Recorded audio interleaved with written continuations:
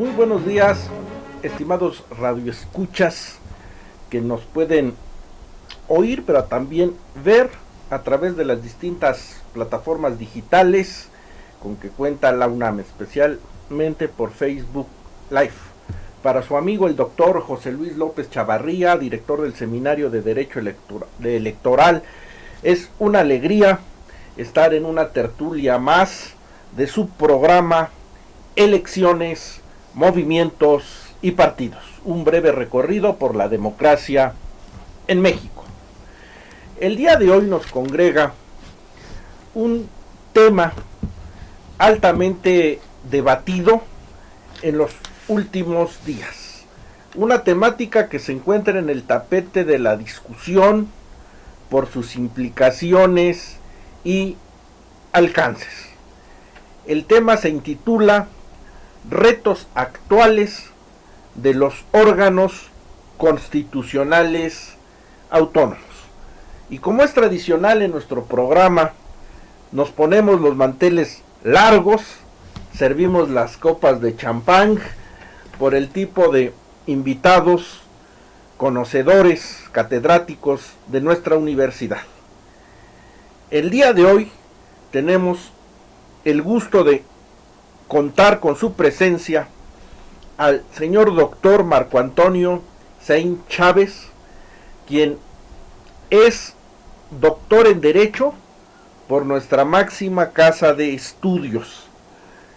Dada su acuciosidad y profesionalismo en el trabajo de investigación, lo llevó a que en el año 2017 obtuviera el premio por la mejor investigación, por la mejor tesis, el premio Raúl Cervantes Ahumada, investigación que tiene que ver desde luego con los órganos constitucionales autónomos. Es catedrático también en la licenciatura de nuestra Facultad de Derechos. Maestro Marco Antonio Saín, muchas gracias por hacernos un hueco en su agenda y acompañarnos el día de hoy. Bienvenido. Gracias por la invitación, maestros. Es un placer estar aquí y con todo gusto empezamos a debatir sobre el tema que nos llama el día de hoy, ¿no? Muchas gracias. Y nuestros contertulios de siempre, el maestro Eduardo Oropesa Villavicencio. Bienvenido, maestro, buenos días. Buenos días, doctor. Muchas gracias. Saludos a todos. Y a nuestra asistente Michelle Barrios Torres le pediría de favor que diera las redes sociales para que cualquier duda o interrogante que surgiera, pues nos las pudiera hacer llegar en vivo y a todo color. Michelle, por favor. Les recordamos a nuestros radioescuchas nuestras redes sociales. Estamos en Facebook como Seminario de Derecho Electoral, en Twitter como @serelectoralunam y síguenos en Instagram como @p.electoralunam. Pueden enviarnos directamente sus preguntas y comentarios vía Facebook Live a lo largo del programa, que inmediato atendemos. Continuamos. Pues bien, señalábamos el tema, órganos, o en algunos tratadistas o en algunos textos legislativos hablan inclusive de organismos constitucionales autónomos como sinónimos. Lo cierto es que hoy en día, a partir de su aparición en el Estado mexicano, esto es allá a inicios de la década de los 90 del siglo pasado, cuando empiezan a surgir los primeros de ellos, es decir, el Banco de México, la Comisión Nacional de los Derechos Humanos, y después se habrían de ir agregando una serie más, pues pone en entredicho la forma tradicional del equilibrio de la división de poderes de ese libro clásico de Montesquieu, El espíritu de las leyes, de los tradicionales órganos de poder, el ejecutivo, legislativo y judicial, y que entre ellos, haciendo las labores de frenos y contrapesos, podrían regularse de manera adecuada y armónica las funciones de las políticas públicas. Pero hoy en día se viene a dar un vuelco, un giro, a sumarse en este equilibrio de esto que denominamos órganos constitucionales autónomos. Maestro Sein, doctor Sein, nos pudiera explicar, así sea a grandes rasgos, cuál es la filosofía o las motivaciones que hacen surgir y desarrollarse esto que conocemos como órganos constitucionales autónomos, sea en México o en el derecho comparado? Sí, claro. Soy un convencido de que, como usted bien lo dijo, esta teoría tradicional de la división de poderes, que ya lleva muchos años, pues su misma antigüedad ha hecho que haya quedado finalmente rebasada. Yo soy un convencido de esto, yo soy un convencido de esto que incluso en la investigación llamo el cuarto poder, que está conformado por estas 10 autonomías constitucionales, dado que la filosofía que se siguió para su creación, en primer término surge por razones políticas, en las cuales el pueblo empezó a cuestionar cada vez más duramente a las instituciones, y eso ha ido en incremento en los últimos años, debido a dos razones fundamentales: a la desconfianza y a la falta de legitimidad. Además de que se buscó que varias de las funciones desempeñadas por el gobierno como parte del Estado se desempeñaran de una forma técnica, solamente técnica, y sin ningún riesgo de que pudiera haber algún tipo de injerencia política en su actuar cotidiano.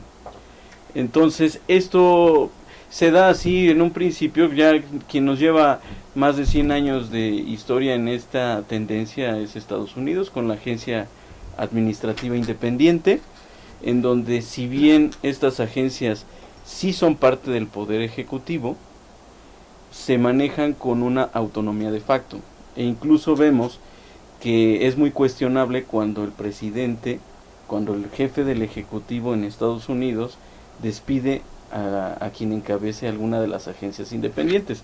Lo vimos con el FBI. Sí.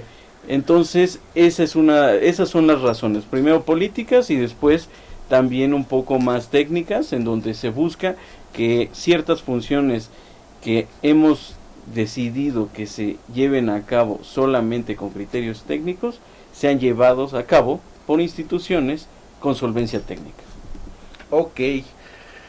Maestro Eduardo Oropeza, ¿algún acotamiento histórico antes de pasar al debate en esta llamada cuarta transformación respecto a estos organismos constitucionales autónomos que tuviera por ahí en el tintero? Que sabemos que realmente es una previsión realmente novedosa, pero no sé si en la historia algo pudiéramos Sí, rastrear. mire, doctor, yo para empezar, bueno, yo me cuestionaría en primer lugar si se puede considerar como un cuarto poder.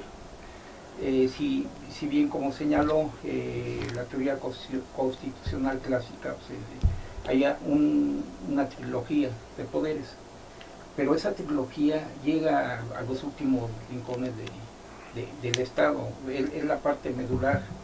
Y en un momento dado, como por ejemplo un organismo que si se dedica a recabar datos estadísticos puede considerarse como parte de ese poder, salvo la Comisión Nacional de Derechos Humanos, que considero que su loable labor es fundamental, podríamos hacer una evaluación. Yo veo prácticamente que los organismos autónomos constitucionales vienen a apoyar las funciones administrativas básicamente del Poder Ejecutivo. Inclusive, bueno, ahorita han sido muy cuestionados y comentados en relación a su presupuesto, y se les ha reducido, hay juicios de amparo. Aparte de eso, bueno, si se les reduce el presupuesto a este tipo de organismos, prácticamente se les acaba la autonomía y se crea un conflicto también con el Poder Ejecutivo. Entonces, ¿dónde está, digamos, ese organismo autónomo constitucional? Realmente podríamos decir es una ficción jurídica o es una ficción en cuanto del poder ejecutivo y legislativo. Sería inclusive definir qué es. Teóricamente me parece que todavía no existe una definición adecuada desde el punto de vista del derecho administrativo, si consideramos a los clásicos. y todo, ¿no? Es cuestión de analizarlo más a fondo.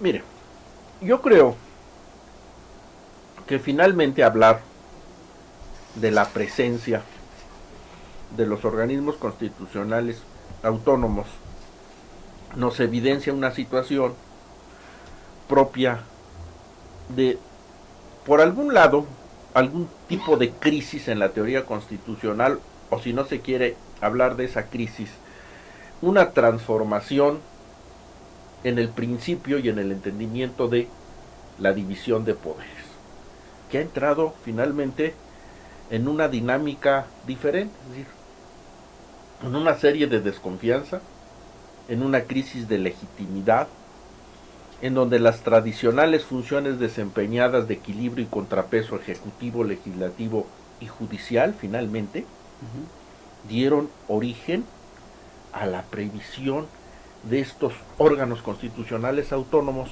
cuya naturaleza jurídica pudiéramos entrar en definición, porque las funciones y las responsabilidades son variopintas, pero de esto lo tratamos después de el corte. No le cambien y en un ratito estamos con ustedes. Elecciones, movimientos y partidos, conducido por el doctor José Luis López Chavarría, un programa del Seminario de Derecho Electoral de la Facultad de Derecho de la UNAM. Ayer hablábamos, por ejemplo, de toda esta farsa de los organismos independientes. Presenté las ternas para la Comisión Reguladora de Energía, que no es, que es la que no es autónomo. Los permisos para los contratos leoninos, que vamos a regresar con eso, porque no se entendió bien de cuánto se tiene que pagar por esos contratos. Dinero del pueblo. Pero ¿quiénes entregaron esos permisos? Los de esta comisión. Entonces, ayer que presento las ternas con técnicos, sale a declarar el presidente de este organismo, de esta Comisión Reguladora de Energía, de que estaban mal las ternas que yo proponía.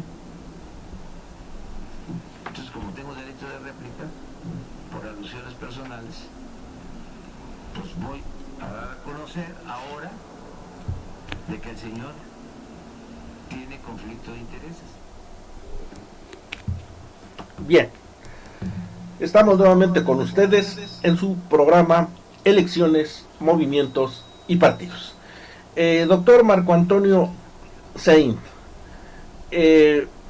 vemos que la naturaleza jurídica, las responsabilidades y alcances de estos organismos constitucionales autónomos son variopintos. Sí. A su juicio, de este universo, que no son muchos, son alrededor de, ¿qué serán? 10 organismos constitucionales autónomos. ¿Se justificaría su presencia? ¿O porque qué caso tendría que tenemos una administración pública, por decir, y que de repente tiene que hacer uso de la Comisión Federal de Telecomunicaciones y con ello desviar presupuesto para pagar salarios, ingresos a una comisión y por qué no pensar en una dirección, en una subsecretaría o en todos los casos, a su juicio, se justificaría plenamente la presencia, por decir, de los organismos constitucionales autónomos que hoy tenemos en nuestro orden jurídico? Tenemos el ejemplo claro que acaba usted de señalar, el de la entonces COFETEL, la Comisión Federal de Telecomunicaciones, que en su momento, cuando era COFETEL, era un órgano desconcentrado, tuvo resultados muy cuestionables. Finalmente estamos hablando de entes públicos, por ejemplo, la hoy IFT, el Instituto Federal de Telecomunicaciones, o la Comisión Federal de Competencia Económica, o el Banco de México, son entes públicos con funciones regulatorias.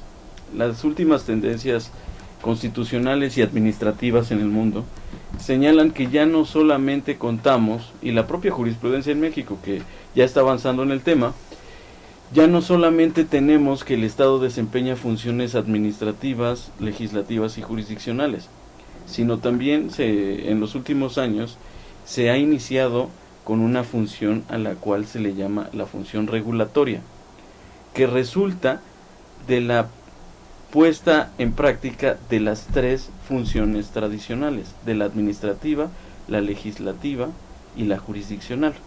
En el caso de un ente regulatorio como el que usted pone de ejemplo, como el Instituto Federal de Telecomunicaciones, tenemos una institución pública que se encuentra a la par de los poderes tradicionales, es decir, a la par del poder ejecutivo, en este caso, que va a estar regulando en todo momento tanto al ente político, que sería la Secretaría de Comunicaciones y Transportes, dependiente del Poder Ejecutivo, o dependencia incluso del Poder Ejecutivo, y también va a regular a todos aquellos entes, que lo llama la ley, entes regulados.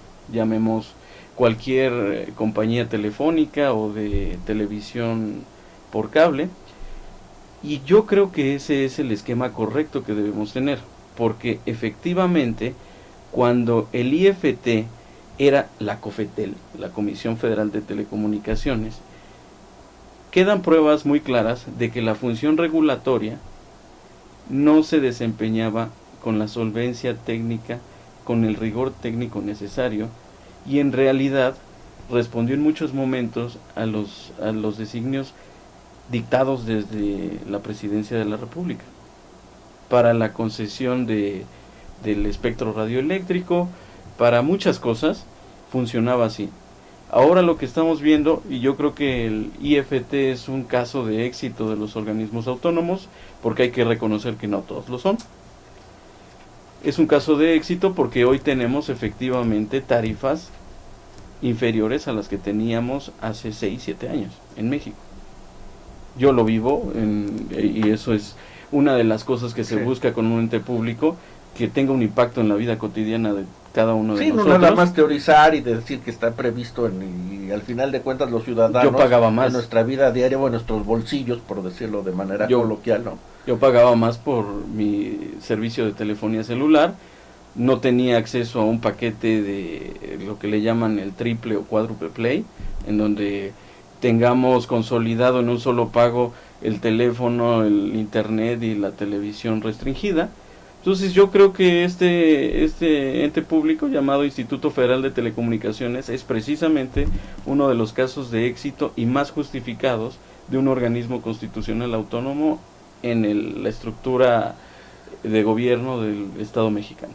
Ahora, sí, esto no entra a ver en colisión o desvirtúa ciertos paradigmas y valores tradicionales del constitucionalismo clásico. Porque, a ver, para elegir al Parlamento, al Congreso, al mismo presidente de la República, se pasan finalmente por el tamiz del voto ciudadano, del sufragio popular, para que finalmente, dentro de las plataformas electorales y sus programas de gobierno que han ofertado, puedan cumplir con esa expectativa ciudadana.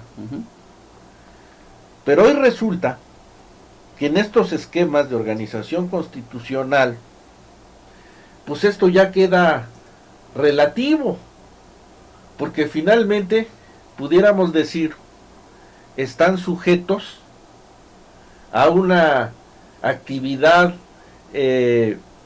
administrativa, pero en ocasiones también de tipo legislativo y regulatorio de estos entes constitucionales autónomos, que no han pasado precisamente por esa confianza de un voto ciudadano, es decir, cómo armonizar finalmente las tareas y los logros de un gobierno que ha sido electo por el sufragio del ciudadano y las divergencias o las limitaciones o las directrices que finalmente como candados le pudiera imponer este tipo de organismos constitucionales.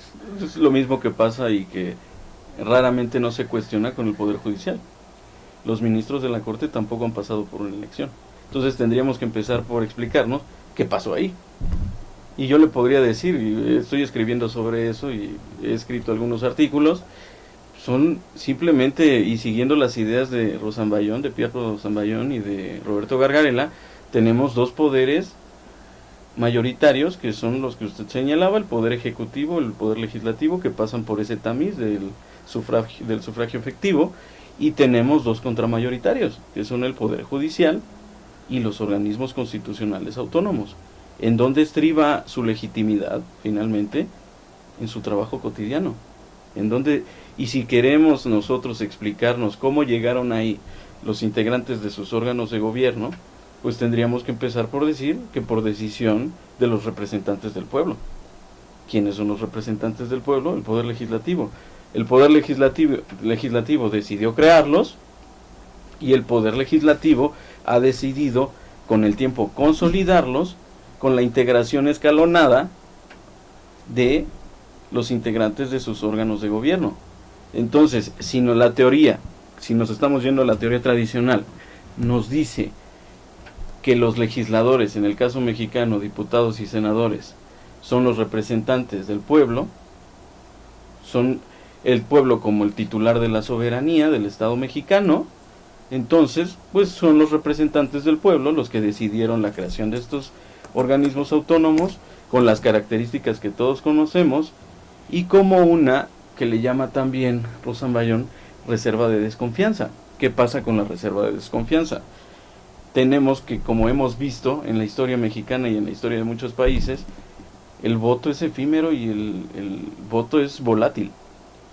Nosotros necesitamos instituciones que garanticen políticas públicas de largo aliento, más allá de 6 años, Entonces, si sabemos y estamos convencidos de que el voto puede cambiar, de que la opinión popular finalmente va cambiando con el tiempo, necesitamos, con una reserva de desconfianza, que es creación de estas, que da como resultado la creación de estas instituciones, garantizar que haya políticas públicas que no sean manejadas de acuerdo al proyecto político que esté en ese momento. Podemos tener 6 años con la derecha, podemos tener 6 años con la izquierda, y podemos tener que una querrá destruir lo hecho por la anterior. Entonces, para eso necesitamos... Y claro, más en nuestra realidad, que el país se construye y reconstruye cada 6 años. Cada 6 años, y no es nuevo, O sea, hoy vemos que nos espantamos y están cambiando todo. Lo hemos visto no sé en cuántos sexenios, que se cuestiona el anterior y se dice que el anterior dejó mal a la administración actual. Eso pasó en mi estado, en Tabasco, en donde el gobernador anterior se la pasaba diciendo que el antepenúltimo, que Granier, dejó un desastre, y se pasó todo su sexenio diciendo eso, y resultó un fiasco su administración. Entonces, si nosotros estamos en todo momento esperando que tener políticas públicas que trasciendan de un sexenio, pues para empezar debemos tener instituciones fuertes que nos ayuden a garantizar esa finalidad, Ok, maestro, ¿usted estaría de acuerdo en esa dicotomía finalmente, administración pública, poder legislativo, junto a organismos constitucionales autónomos, pero bajo la perspectiva de que delegamos una alta responsabilidad a estos organismos constitucionales autónomos, pero ¿qué pasa finalmente para que la administración pública o el poder legislativo se haga más eficiente, también más responsable, que readquiera mayor legitimidad y confianza en la propia ciudadanía? Porque tal parece como que, si en esta dinámica está condenado a vivir en ese grado de incredulidad, y que finalmente quien le pudiera enmendar la plana o pudiera construir realmente una política pública de largo aliento serían los organismos constitucionales autónomos. Mire, yo considero que hay que reforzar los 3 poderes que existen. En primer lugar, Ya aquí el doctor mencionó, bueno, si bien el Poder Judicial no se elige, quisiera comentarle que cuando surge el Poder Judicial en México, por lo menos hubo una tradición y se elegían todavía hasta 1860, 70, se elegían. Inclusive hay que recordar que el presidente de la Suprema Corte de Justicia asumía a la presidencia de la República cuando quedaba vacante. Había legitimidad. Lo que ha sido siempre cuestionado ha sido y fue la figura del Procurador General de la República. Inclusive hay muchos trabajos, hay quien señalaba que debería ser el procurador autónomo y que se eligiera como antes. Y el Procurador General de la República también se elegía vía voto popular. Y bien, por otro lado, yo veo, si aumentan los organismos constitucionales autónomos, se debilita cada día más el poder judicial, el poder legislativo y no sigue el ejecutivo. Ese sería otro gran sí, tema que usted ya está planteando. Sí, porque, mire, a ver, para mí... Antes de entrar sí, a ver, esa gran sí. beta que ahorita está planteando. Entonces ya tenemos Sí. en estos momentos, y ayer estaba viendo una opinión de Diego Valadez hace no mucho tiempo en algún programa de televisión, que acudió al programa del maestro Mario Luis Fuentes, y bueno, señalaban pues también ¿no? con esa sapiencia propia de un constitucionalismo consolidado, ¿no? los asegúnes que implica los organismos constitucionales autónomos, pero en fin, lo cierto es que 10 de ellos tienen presencia dentro de nuestro orden jurídico del Estado mexicano. Desde su perspectiva, ya lo planteaba el maestro Eduardo Oropesa, ¿serían suficientes ya estos órganos constitucionales autónomos o todavía iríamos por más? Es decir, la construcción y previsión de mayores organismos, y también digo, ¿a qué nos lleva eso? O simplemente no importaría y en una situación que ande mal, prevemos su creación. Pues ahora veremos si los 10 que están van a sobrevivir. Hay uno que está a punto de morir. En la cuerda floja. Muchos lo ven como una situación muy preocupante, lo ven como algo que está... El Instituto Nacional de para Evaluación de la Educación. Educación, el INE. Yo lo veo simplemente, doctores, como un paso más en la consolidación de estos organismos.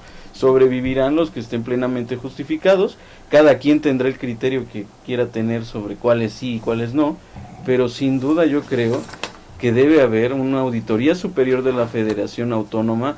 Ese sistema nacional anticorrupción nos lo han vendido desde hace ahora ya varios años como la panacea, y simplemente no funciona porque no ha habido ni la voluntad política, porque ya tienen la estructura, ya tienen el dinero cada una de las instituciones que lo integran. Faltaría empezar a financiar al propio sistema, pero que ya sería cosa menor después de lo que se gasta en los existentes, pero simplemente no pasa nada, doctor.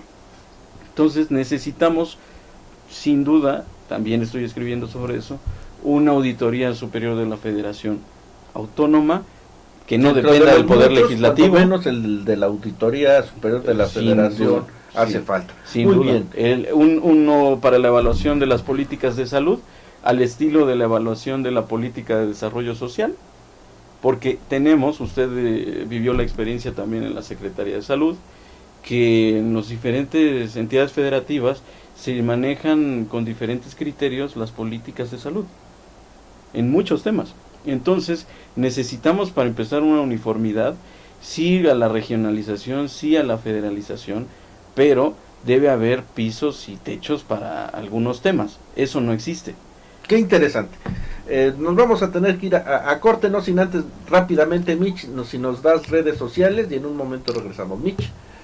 Hola comunidad, les recordamos a nuestro radio escuchas nuestras redes sociales. Estamos en Facebook como Seminario de Derecho Electoral, en Twitter como @semelectoralunam y síganos en Instagram como @de.electoralunam. Pueden enviarnos directamente sus preguntas y comentarios vía Facebook Live a lo largo del programa, que de inmediato atendemos. Continuamos. Muchas gracias. En un ratito regresamos.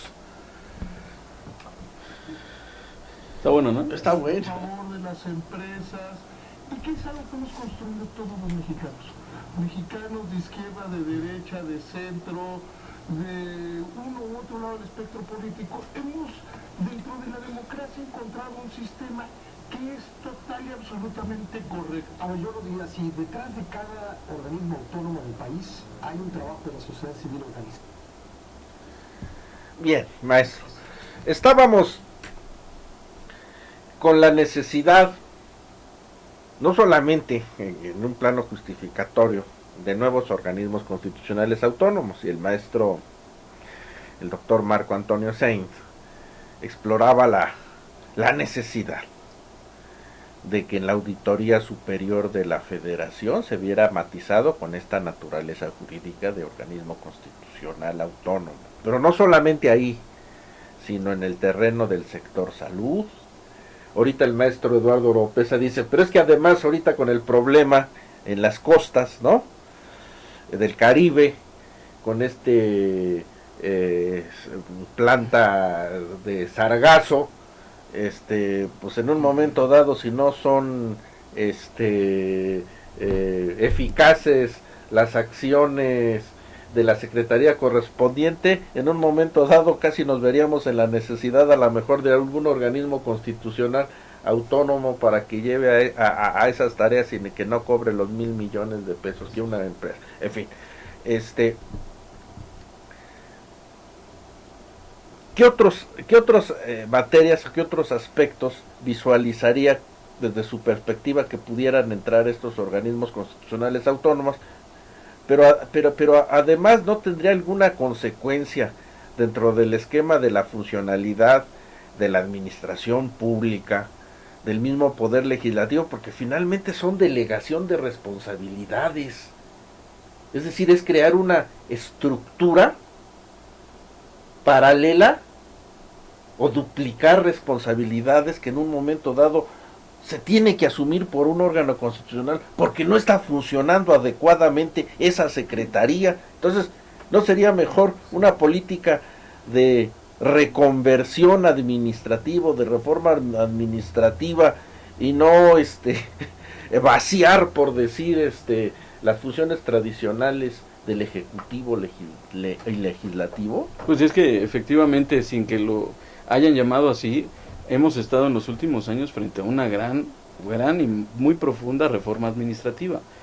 El surgimiento de los organismos autónomos en 93 con el Banco de México fue el inicio, pero donde tomó mayor dinamismo, donde se volvió una fue en tendencia el sexenio de fuerte, Ernesto Zedillo, donde se inicia es en el final de Carlos Salinas, y toma mucha fuerza con Enrique Peña Nieto, con las reformas estructurales famosas, en donde se crean 6 para dar un total de 10 al día de hoy.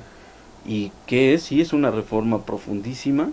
Sí necesitamos, yo veo el camino lógico de la Comisión Federal para la Protección contra Riesgos Sanitarios, COFEPRIS, como un ente regulatorio que ha estado sujeto también a decisiones políticas y que no ha tomado en todos los casos buenas decisiones. El camino lógico va a ser la autonomía constitucional, yo así lo veo, como lo fue la COFETEL para convertirse en Instituto Federal de Telecomunicaciones, un ente público encargado también de la infraestructura, porque tenemos que muchas decisiones de infraestructura se toman con base en cabildeo de legisladores, en donde no se necesita un hospital, se hace un hospital porque... Para obra pública, ¿no? La infraestructura, para construir... El diputado federal se comprometió en su distrito a llevar un hospital, pero tal vez no es necesario, y hay otros en donde sí es necesario, pero que no se hacen porque el compromiso político estaba allá. O dependiendo del moche que logren los grupos de poder. También para sucede, ¿no? También sucede. Entonces, si nosotros estamos sujetando a decisiones políticas, cosas, o sea, tampoco estamos inventando nada nuevo. La Organización Mundial de la Salud o la Organización Panamericana nos dice cuántas camas necesitamos, nos dice cuántas enfermeras por los pacientes, no estamos, cuántos hospitales a la redonda, No estamos inventando nada nuevo, solamente necesitamos implementar lo que es recomendable, porque está probado científicamente, así de simple.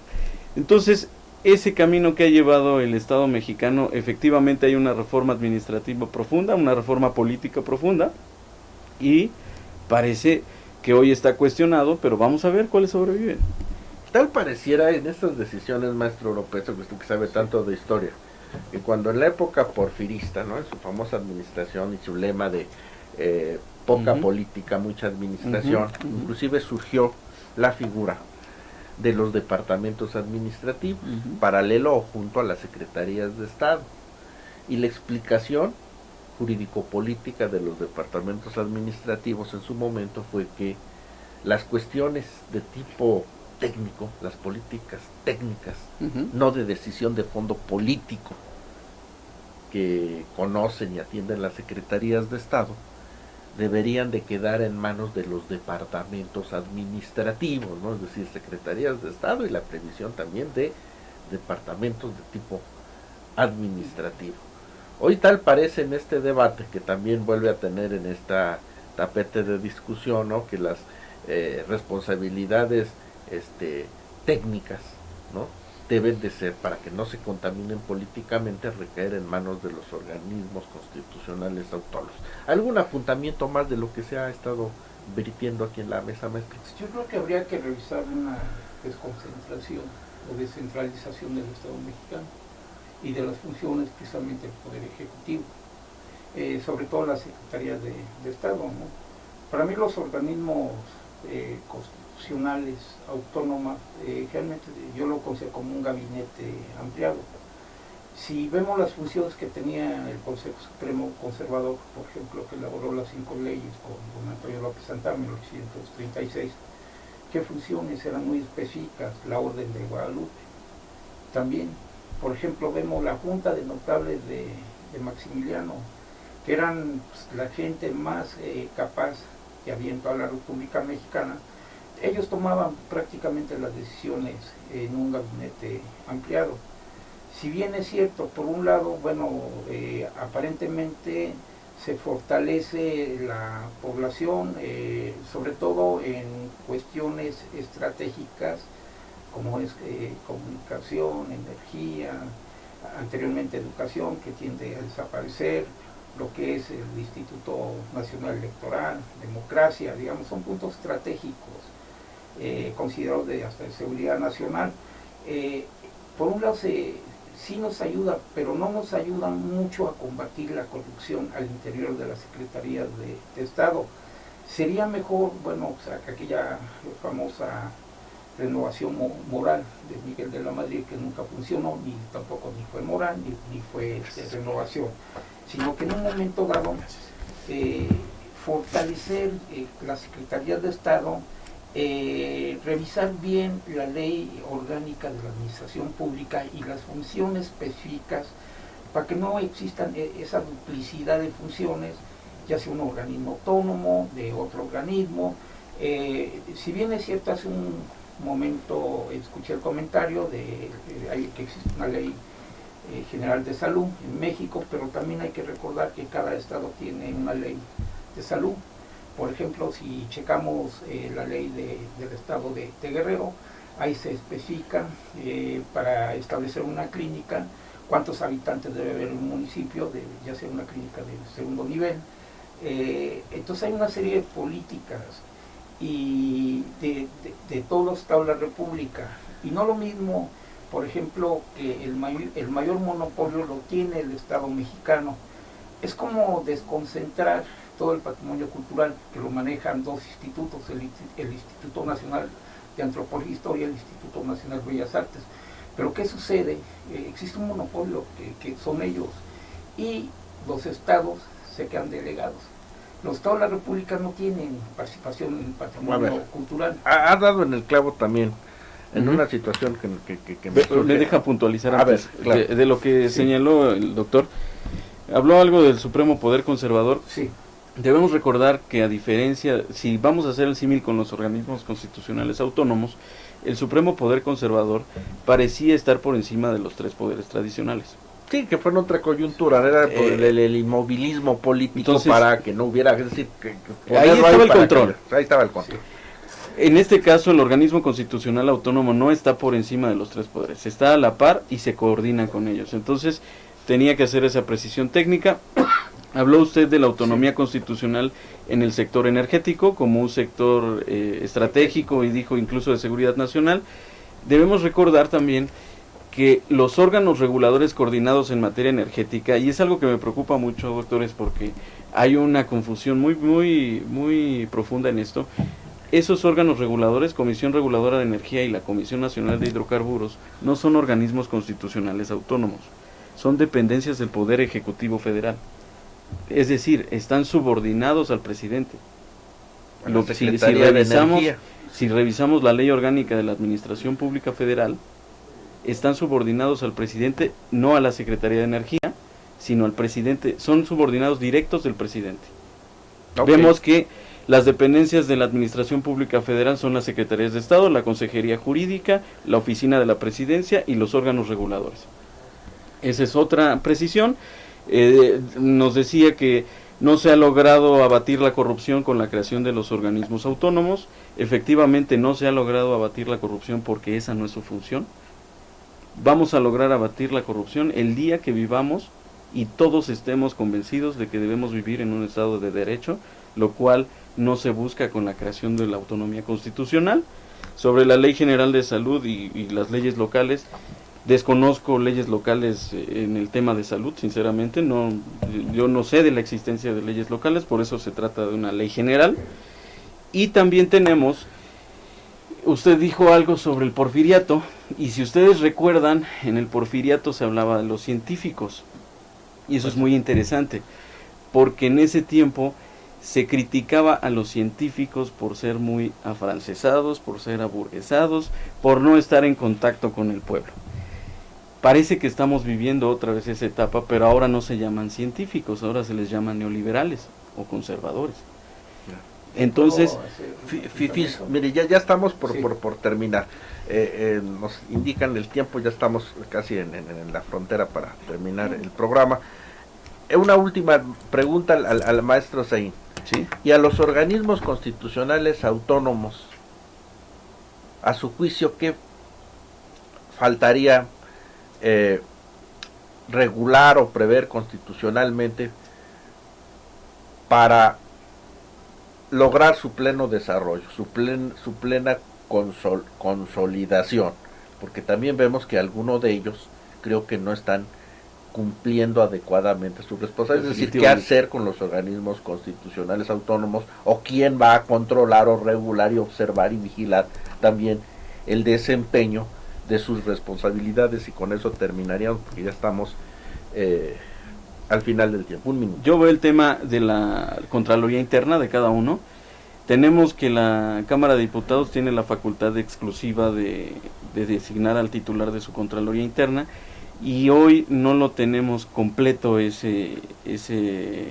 finalidad, porque incluso hubo quienes dentro de su órgano de gobierno con acuerdos internos designaron a su propio Contralor Interno, lo cual no abona a la rendición de cuentas ni a la transparencia. Entonces necesitamos fortalecer la estructura para que se garantice la rendición de cuentas y la transparencia en el quehacer cotidiano de los organismos autónomos. Y otra cosa necesaria para su consolidación que veo es que estos organismos autónomos estén todo el tiempo informando qué hacen, es decir, tengan políticas de comunicación social claras, y que cuando vean en riesgo su autonomía, cuando vean que alguien puede querer entrometerse en ella, se defiendan por los medios legales que tienen a su alcance, lo cual tampoco ha pasado del todo. Hasta ahora estamos viendo que ya hay controversias, ya hay acciones, pero hubo un tiempo en el que invadían sus competencias en todo momento, la SEP al Instituto Nacional para la Evaluación de la Educación, y no pasaba nada. Quedaban callados. ¿Sí? Perfecto. Doctor Marco Antonio Saín, le agradecemos por su presencia, muchas gracias. Muchas gracias. Maestro Eduardo Oropesa, como siempre un gustazo hacer esta tertulia de conversación con usted. Mitch, gracias.